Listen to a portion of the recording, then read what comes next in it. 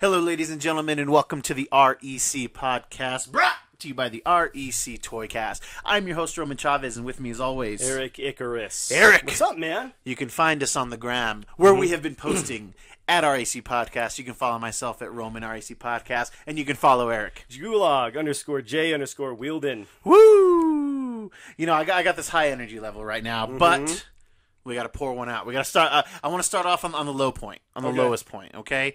The show's canceled. The show. Yeah. Who would cancel it? You. If not me, you. Oh, I want to cancel it. Yeah. Back to the bad news. Sorry. Yes. Well, you know, we're trying to warm it up. You know, man, Denny O'Neil passed away. Now, Denny O'Neil, Yes. Comic writer extraordinaire.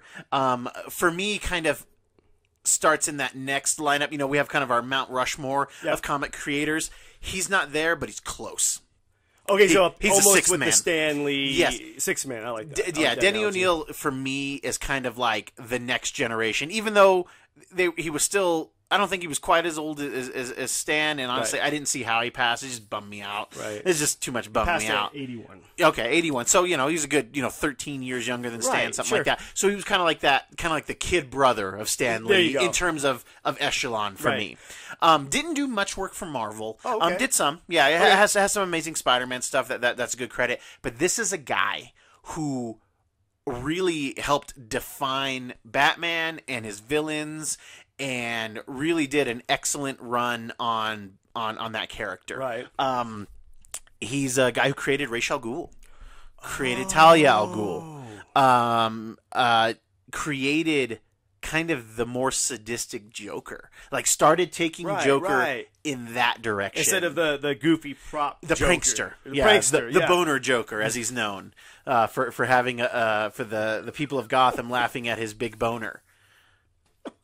And I don't care how old you get. That's funny, guys. I know, that's right? funny. Yeah, The yeah. infamous boner issue. I'm not aware of the You're boner. not aware of I the don't know what boner the issue? boner- Oh what is gosh, that? you're killing me. I'll have to look it up. It's a Detective Comics, I believe. Yeah. And a boner back in the day meant like a mistake. gaff. Yeah, a mistake. Yeah. So there's literally A foible. like he messes up something, and like. The Gotham Gazette or Gotham Times is Joker has huge boner, and he's like talking to his goons, and I'm paraphrasing, but he's like they laugh at my boner. He's like, I'll show them a boner that they've never seen, or something like that. It's along those lines, and it's one of those really funny things that doesn't age well, and No, that's of course so not. great. No, that's why slang is not good. Yes, and that's not a Denny O'Neil thing. No, but he took us out of that. He took us out of that. Like he really added a lot of complexity to Batman. Like when you think of a lot of Neil Adams art, like Neil Adams and Denny O'Neil were definitely like that issue where a Joker's got like the playing card and it's like Batman on the ace. It's like that's a Denny O'Neil and Neil Adams run. Okay. Denny O'Neil did that great run on Green Arrow and Green Lantern, the hard traveling heroes, the stuff with the drug abuse. Yeah. Where not Arsenal. Well, he is Arsenal later, now. but Speedy gets addicted to smack. He deals with a lot of like inner city stuff. Like in one of the books, you literally have, and it's crazy that he would go now. This is a book from the 70s, right. and you literally have an old black man talking to Hal Jordan and saying something akin to, "I hear you fight, for the blue men." On this planet, like you answer to them, and I've heard you fight for the orange men on this planet. And he says to Hal Jordan, he says, "What about the black men of this planet?" Wow. That's heavy. who fights for us, kind of a heavy, thing. man. And again, I'm paraphrasing, but it's in that vein. Sure. And it's just crazy how he would pass right now. And he was definitely a pioneer in targeting social issues in comics. Right. Really fleshing some of those things out. I was always aware of the name. Yes. Oh yeah. Yeah, I didn't know he was that intricate to Batman. Very much so. And kind of made the question what he is for Marvel as well. Really? He is your, and arguably I'm going to say it, he's a better Frank Miller for me. There you go. When it comes to like street heroes, because he didn't try to pull. I like what Frank did, where he added more to the mysticism, like black magic type stuff. He blended it pretty well. Yeah. Denny didn't try to Nolan anything. He was like, okay, if we're going to use these type of characters. Right. How real can we make them? But still, they're comic book heroes. Right, they're comic book villains. Yeah, totally. And it's just a huge bummer for the industry. Yeah. The guy's been out of comics, obviously, for a long time in terms of, he would still go to cons. Yeah. He would still do signings. So, he was still like, in it, whereas like Steve Ditko, rest his soul as well. I mean, Steve Ditko just cut it off. He was like, I don't care. I don't want to talk about stuff I used to do. Right.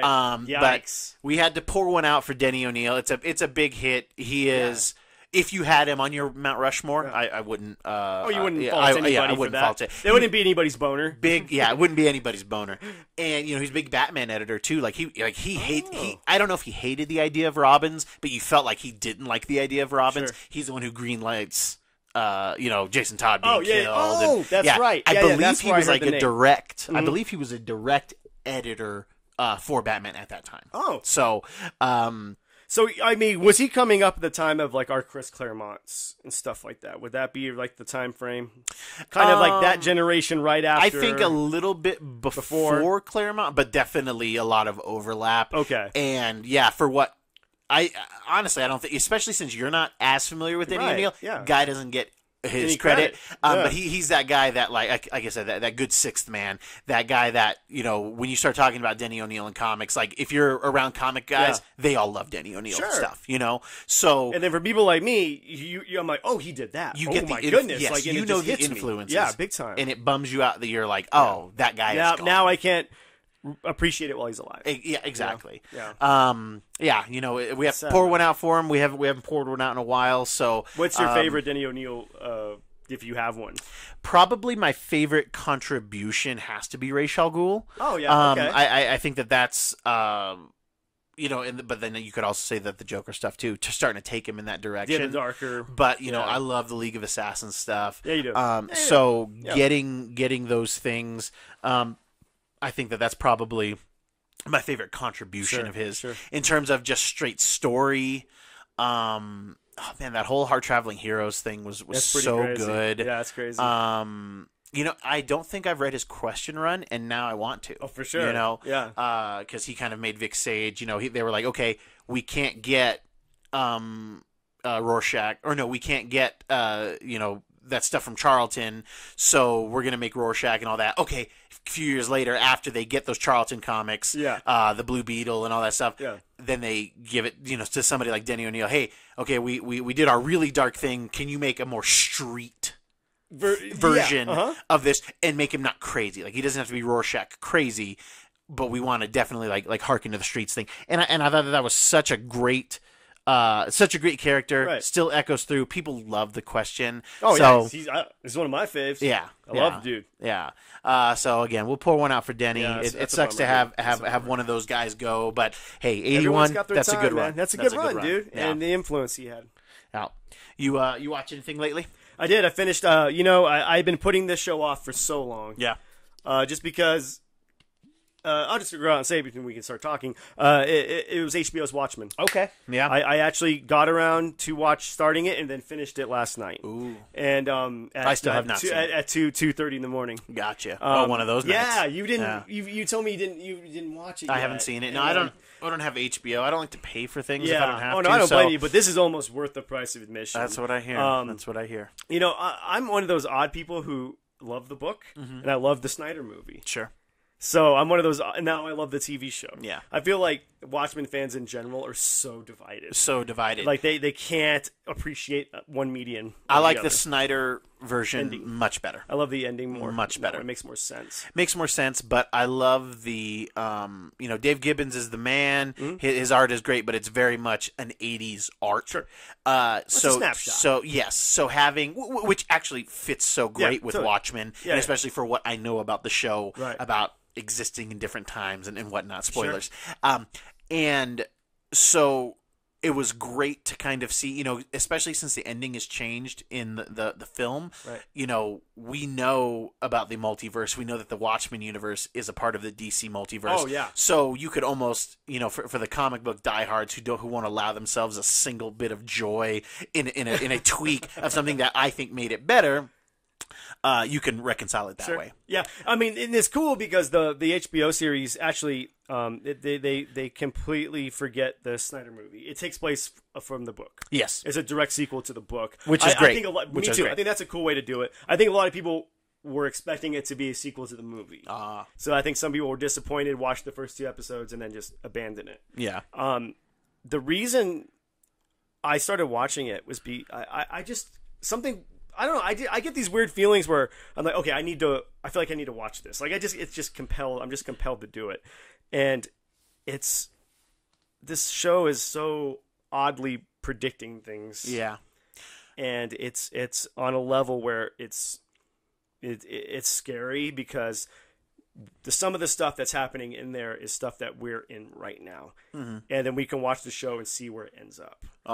And that's what kind of scares me is like it's that fine line of is it art imitating life or vice versa? This, again, kind of speaking like Dr. Manhattan, it's existing everywhere. Yeah. There's no real point or there is a point, but it's too hard to explain, just like the show. Well, I know a lot about the show having not watched it because even though like if it's one thing if I'm currently watching a show and I'm a couple episodes behind, right, yeah. I'm like, hey guys, let's not talk about it. But if the show's done and I've had ample time to watch it, if I want to avoid spoilers, I'll leave the room. Yeah, like totally. That's the thing. Oh yeah, I'm not going to give anything away. Yeah. So what I know about it and what I know, obviously with what's been happening in America, not just with Black Lives Matter, but just like for 400 years. Right. To your point, is it life imitating art or art imitating life? It's not, to get heavy, it's not art imitating life. Like this is a version of reality that's been going wrong for America for a long time. So too long. It's somebody knowing about it, noticing it, and then trying to make it digestible for us to see. Right. Which I don't think the show does. And it's a warning. It's not digestible. Okay. Well, good. I mean, I'm glad it wasn't. Yeah. And you're right. It's a warning. This sounds like something that I need to watch and that we need to have a more in-depth conversation about. But that's awesome that you watched it. And I know that you really wanted to watch it. I did. And there were things that I was kind of like, oh man, they're making Rorschach, like they're turning his image into this crazy white supremacist group. That's not a spoiler. Yeah. It's right in the first episode. But again, the themes of the show are trauma and legacy. Those are the biggest themes in the show. And when we can get more hardcore into it, which I mean, I've got so much to say about it because it touched me, man. Yeah, good. Like, there were a couple points where I was tearing up, and I was like, "This is heavy." Yeah. And I know that I've gone on YouTube, and kind of seen where everyone was sitting with this, and it's amazing that a lot of these right-wing people are just trashing this as an SJW puff piece. Interesting. It's the furthest thing from it, man. And again, I think if you can get around to watching it, I think we should have a big talk about this because I think this show is just now starting to pick up steam after being done for a few months. Yeah, yeah. And well, it had a good. It had the Lindelof thing where it's like, oh, this is awesome, and then 4 episodes in, what's going on? Right. And then it finished strong. As like a season 1, but as far as we know, they're not going to do another season. From what I hear, Lindelof is done. Yeah. He doesn't want to do it, but HBO is open for another director to take over. Sure, there's no Thrones. Yeah. So there needs to be something else. To fill the void. This won't fill the void. This is too complex and heady for a lot with there's just so much going on in this, but I already see the what was that great Showtime show with the True Detective? I already see the True Detective season 1 to True Detective season 2 comparisons, right? Especially with the showrunner leaving. Yeah. With the showrunner leaving, I hope it doesn't. That's rough. But if you haven't watched this, listeners, go and watch this. This is profoundly something I think will be talked about in like 5 years. Like, okay, this was too. It's gonna do what the graphic novel did for comic books. I'm serious. Yeah. It's that good. This will do that for a television series. Yeah. It's just asking questions and then also answering questions. And it doesn't do the Lindelof thing where it's too vague. Okay. You get answers. Yeah. you have to be patient. Okay. And it's beautifully shot. And of course, my boy Trent Reznor does the soundtrack. Of course. So it adds to the creepiness or the action. Mm-hmm. and all the actors are amazing.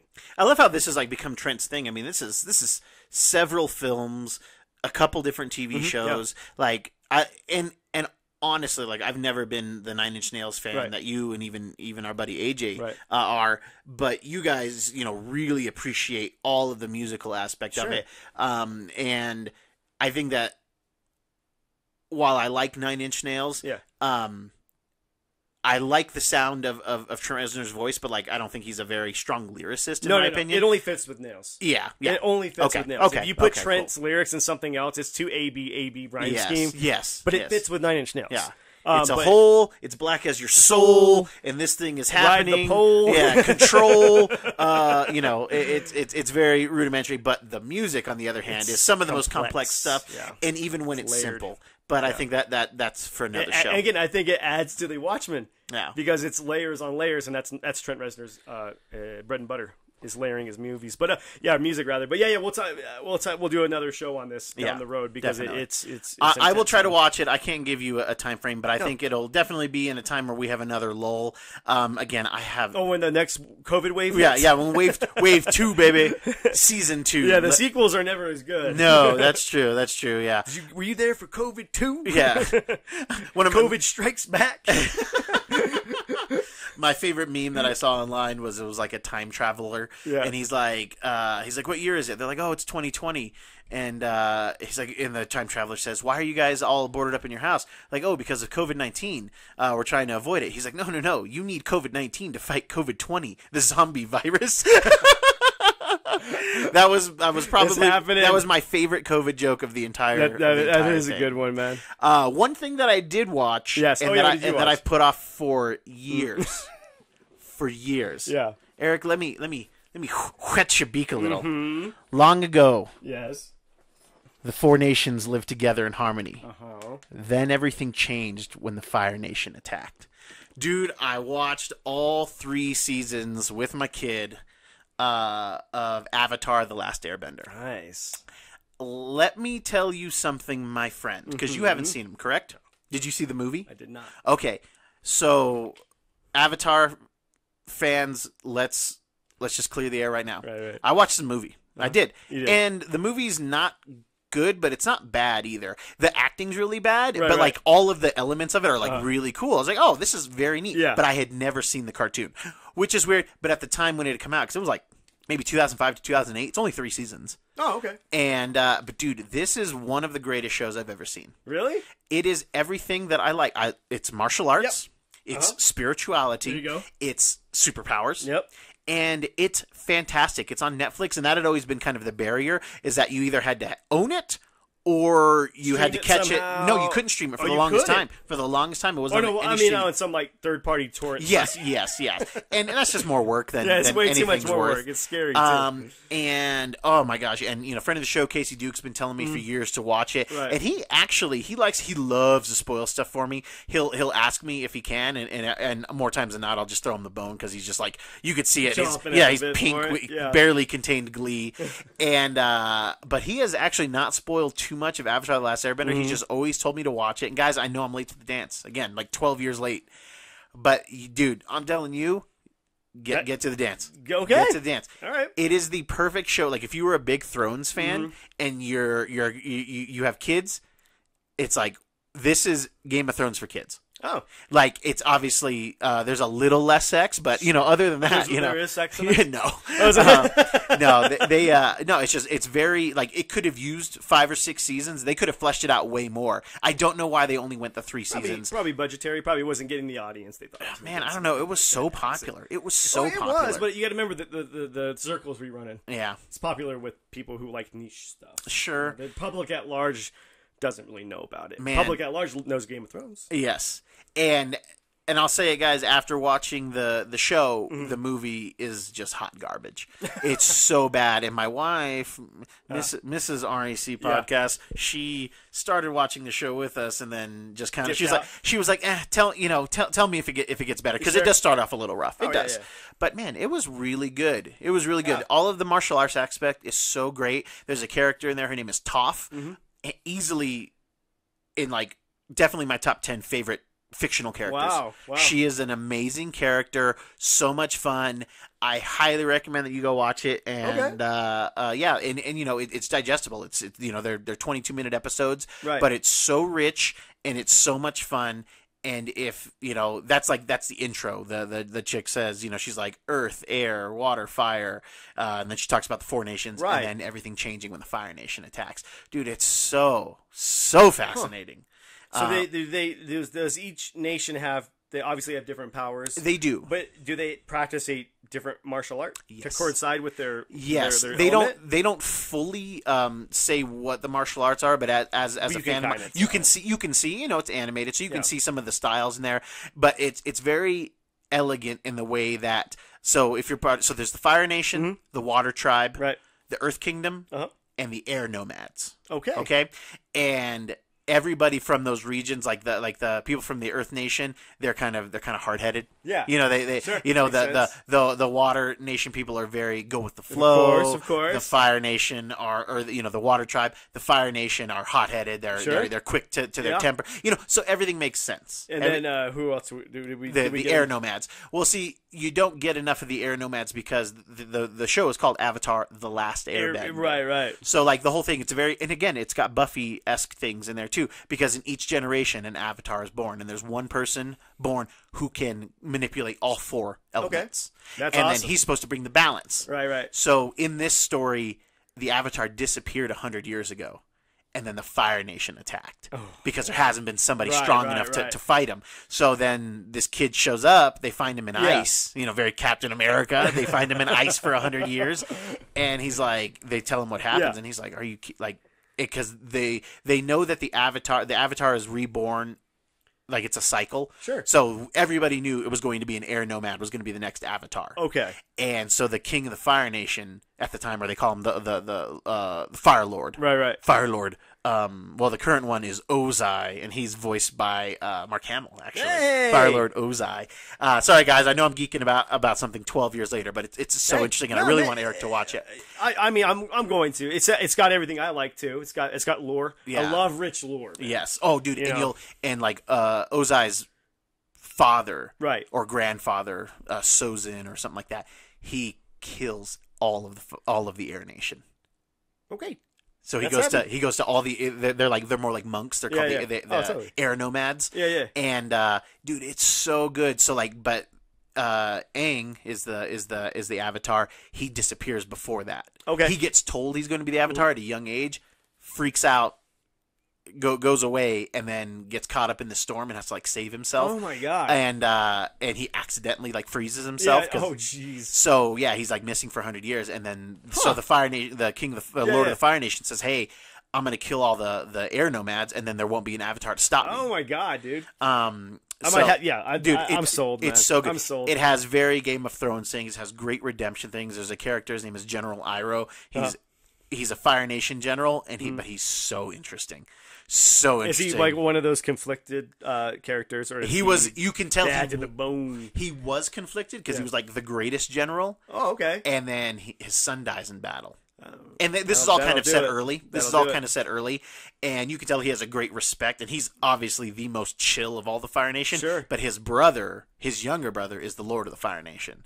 So he was supposed to be Fire Nation, and I won't tell you why he's not. I'll let you watch that. Plot point? Well, it's just interesting. Okay. I can tell you though, in 3 seasons, it wasn't enough, and they leave a ton of things open. There's a sequel show. It's called the Legend of Korra, and it talks about the next Avatar. Oh. But it's my understanding there's flashbacks with our original heroes kind of grown up, because like basically one has to die for the next one to be called. That makes sense. Yeah. And it's just cool. like Buffy, right? It's very much so, and it's cool how they like pick it too. Like if depending on what tribe you're on, you know, they have their old people that like tell you, you know, find out who the Avatar is. Right. And the way that they figured out Aang was they laid out these different objects, and he chose 4 objects. Oh. And those were 4. They were like 4 toys of previous Avatars. Oh. So it was dude, it's fascinating. That sounds cool, if man. you like lore, they talk about how like the power of bending came from animals, how they learned it from animals, and the animals on this earth are not like there's like an air bison, so it's like a flying bison. There's like buffalo wings. Oh God. Is that where we get buffalo wings? No, we're done. We're done. You ruined it. You ruined it. I didn't mean to ruin it. But dude, go check it out. You'll love it. Want to, man. Rich in story. Anybody who's listening, Big Tuna, I know you're listening. Watch it with your kid. It's great. It's got all the great stuff about martial arts without it being boring. It's got some adult themes in there. Like I said, you know, the spirituality's heavy, man. The genocide of the air. Genocide is a heavy topic, man. It's either the Fire Nation. They're like the Nazis and North Korea. It's very much, you feel that way. Jeez. Yowzers. Yeah, but that's intense, man. Dude, it's so cool. My girl Toph, I'm going to spoil this for you and for the listeners. It's not story spoiling, but it's just character spoiling. So she's an earthbender. Okay. And she's this like 11-year-old blind girl. But because she's blind, she uses the ground to feel. So her earthbending is much stronger. So she can feel you move if you're on the ground. So she fights with no shoes on, so that she can feel. Yeah, yeah. And it's cool. It's very Daredevil-esque. Oh, I'm on board now. And you'll see her too. She'll be backwards, and then you'll see like kind of like the shock waves like coming off of her. And, you know, where she sees, okay, they're moving here, so I need to move here. And she's like one of the greatest. She might be the greatest earthbender of all time. And it's just cool about him not only learning the elements, but he also needs these other people who are masters of their craft. Right. He's like uniting them as well. It's a great team story. It's excellent and totally worth a watch. Okay, I'm on board, man. One of the best. It's that piece missing. Like, so, you know, we have our X-Men animated series, Spider-Man, like our superhero animated series that are excellent. Sure. We never really had like a martial arts animated series. You know, you could Dragon Ball a little bit. You could take I'm not a Dragon Ball fan either. Yeah. And that is so niche, and I think that Last Airbender really appeals to more people. Really? I really do think it has and there's rumors that they're going to do a Netflix show, and dude, if they did a live action show of this and really fleshed out the seasons. So the seasons are, book 1 is water, book 2 is earth, right, and book 3 is fire. Yeah. So they really could have fleshed out his training more, because really the whole show takes place over the course of about a year and a half or so, and it needs to take years. Like, it needs to take for sure. It needs to take the amount of time that Thrones took, where it's like, oh, we've been fighting, because it does feel that way, and then like at the end they're like, oh yeah, it's been like a year. You're like, what? They could easily just said, this has been 10 years. They could have easily said it, man. But there's some dark stuff in there, man. There's some dark stuff in there, because there's like little weird branches off of the tribes as well. Totally. So they come across these like swamp people, right? And they're waterbenders, but they've only ever seen like the swamps, right? So they've never even seen blue water.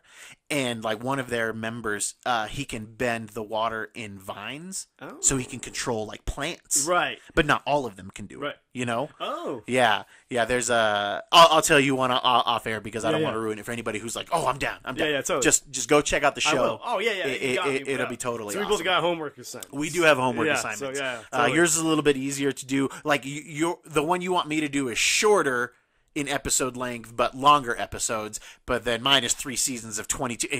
It's going to be a bit, but it's going to be fun. It's been worth it. It's going to be worth fun. It both ways. You're going to feel a lot better after yours, I think, than I am after mine. It's very possible.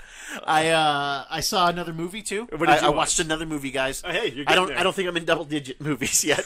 I know, man. We had so much time. We both did, you know.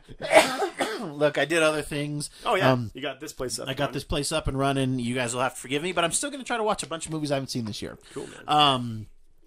I watched Killing Gunther. Mm-hmm. This is a movie that came out about 3 years ago, written and directed by Taron Killam from SNL fame.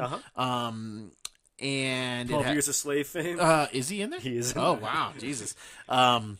It's comedy about this hitman who puts together a team of hitmen, and they get a documentary crew. Okay. And they're going for like the best hitman ever, and nobody knows what Gunther looks like. Right. But they're gonna go after him. So it's like some other SNL people, some other comedic actors. Yeah. It's super funny. In terms of like, if you want something mindless to watch, it's not something that I'm like, oh, you have to watch it. Yeah. But if you saw the trailer and you were interested in it, you should go watch it. You would probably be like, okay, I'm down with this. It's not too. It's not heavy. No, it's not. It's not going to brighten your day, but it'll cheer you up a bit. Sure. Yeah, it's worth a chuckle. Yeah. And it was a movie that I did want to watch in 2017. When I saw the trailer, I was like, oh, cool. And then it just didn't go wide. Right. And don't get me wrong, it's not super worth it, but Schwarzenegger is Gunther. Sure. And he's super funny in it. He gets to be over the top ridiculous. But that's the Schwarzenegger we want. Yeah, he's very much like Victor Freeze in a Hitman movie. Oh, dude. Yeah. Dude, so yeah, come on, man. Yeah, and he's not in it too much. Like he's in Right. it just enough. That's the balance I need right there. Bobby Moynihan, who I think is like so him. underrated. He's funny. He's Funny always great Yeah. when he's like in the mix. Sure. He's great in the soup. Oh, he's yeah, great in the he's soup. not a leading. He can't No. lead the. But yeah, once he's on the he's a good side person that just boom, he gets those. Give going me on, a man. steak with a side of Bobby Moynihan any day. Any day, I want Bobby Moynihan next to the beef. Oh all right? man, his Guy Fieri Oh my kills, god, me. Kills me, dude. Because it's like it's what people think Guy Fieri is, and Right. not what Guy Fieri, and that's great. Yeah. Like, it's great. His drunk uncle's funny. Mm-hmm. He's got a lot of, and then a bunch of his movie bits are Yeah, they're great. good. Yeah. Oh my gosh, he was in. Did you ever see? This is a Casey Duke movie. Mystery Team. I don't think so. It's Childish Gambino. Couple other like. Oh, I did see this. Yeah, it's like a dark comedy murder mystery type thing, and it's so it's funny. Pretty good. It's not bad. Bobby Moynihan is Yes. is this like store clerk there, and he is so funny. His line is so funny. He's like, Go ahead and say how does he say? He said, "I said I was promised myself. Yeah, go for I it. would work here until the day I Killed myself. That's right. I've definitely stolen that line and said it same at work. here. Same here. Oh yeah, I was rolling. But yeah, good movie. That's all. And I don't even really like Childish Gambino. I'm not a. I love Donald Glover, but I don't not like a his fan. stand up. But I like I don't almost like his everything else stand-up. about him. I don't like his rapping. Oh man, I'm just not a fan. Not a fan. That's too bad. That's too bad. I like his I haven't seen Atlanta. I heard Atlanta's great. I've heard it's pretty good. I heard it's I'd give it a excellent. chance if I got around to it. Yeah, 'Cause I've heard it's amazing. I want to get around to it. Yeah. It's one of those, but it's on FXX. I don't have those shows anymore. But I think it's on Hulu. I need to go on. It might be on Hulu because that's where I watched Americans. Oh, okay. And okay. that's there you go. So Yeah, I'll have to check that out because I do like me some Gambino. Yeah. Although I never watched Community ever. I've I've never seen a watched the single first episode two of seasons and it's pretty good. But again, life just gets in the way. Yeah, Stop, dude. Man, could you remember when even 20 years ago when we were kids? There was nothing to watch. No, like you were the only guy I knew who was watching Sopranos and Oz. Yeah, and I was like, "How are you watching this?" Because my dad was cheap and like, oh, when I leave the house, he gets a hot tub. Oh, totally. And I was spending all the money. I know. I wasn't spending all the You money, had a dude. job. I had a job. God didn't you buy were me- never in the house. This guy didn't buy me clothes for like 4 years of my life that I lived at home under his care. Whatever. We can talk about that on another show. But yeah, then he gets cable and all this cool stuff. Yeah. Whatever. I'm over it, I guess. Yeah, Whatever, I can guess. tell. But yeah, I watched the movie. I watched a cool show. Yes. And I like that I'm able to watch these shows with my daughter. Yeah, I was going to say, what does she think of it, dude? She likes it, and what's good is that she's like that perfect age where she wants to watch it again because she wants to watch a couple episodes, but she really wants to watch it because Daddy's interested. In it, that's great. So she's like, "Oh, I want to hang out with you," and then if she starts to like lose interest, I'm like, "Oh, hey, we can pause this." She's like, "No, you can watch it," because she just wants to play around where I'm at. And she's like, if we're watching Avatar, Daddy's right here. Yeah, totally. Whereas I might be doing dishes or making lunch. Right. So if she makes me watch too much Avatar, these kids don't eat. Yeah, Okay, right. Yeah, nothing gets clean. Yeah, nothing's done, guys. Nothing's done. All right, Nothing kids. ends. That is our show for today. If you like what we're doing, please hit that subscribe button. Tell your friends. Give us a like. We could really use those subscriptions. Yeah, come on, guys. We have a new video up. It's a CGC unboxing. Since Erik runs things around here, he was not here for that show because we just record whenever. We just record whenever Eric's ready to record. We just. Oh, I'm sorry, I don't have a job. Yeah. This is my job. Yeah. I forgot. My side job got in the way. But yeah, we got a CGC unboxing video. Yeah, 25 it's comics. It's just a couple minutes, like 5 minutes. Yeah, that's so great. It's good. go check it out.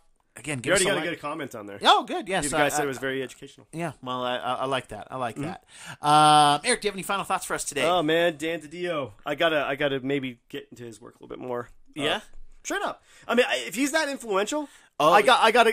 You got a do some digging, Freudian man. slip. You said Dan DiDio. Denny O'Neil? Who did I say? You said Dan DiDio. Oh, he's dead too, right? No, Dan. His career's dead. Yeah, his DC career. Okay, gotcha. Denny O'Neil, my bad. Yeah, dude, you should I got to jump in there, man, because if he's that influential, I got to get into that. Oh yeah, you will have read some of his stuff, and you'll be like, oh, like why didn't I know this? Right. Like why didn't I know this? this? That's the thing. And kids, go watch Watchmen TV show. Heed the warning. Dr. Manhattan says nothing ever ends. Interesting. So and I got to get on Airbender. Yeah, I got to get on that. Yeah, you'll dig it. Get on an Eric Bender and get on the no one wants to get on the Eric Airbender. Bender. No one wants that. Yeah, Eric gets really emotional during Avatar: The Last Airbender. It's super uncomfortable, shouting at the screen. You were never there for us, Aang. It was 100 years. All right, kids, thank you so much for listening. I have been your host, Roman Chavez. I'm still Eric Icarus. And we will catch you on the next podcast.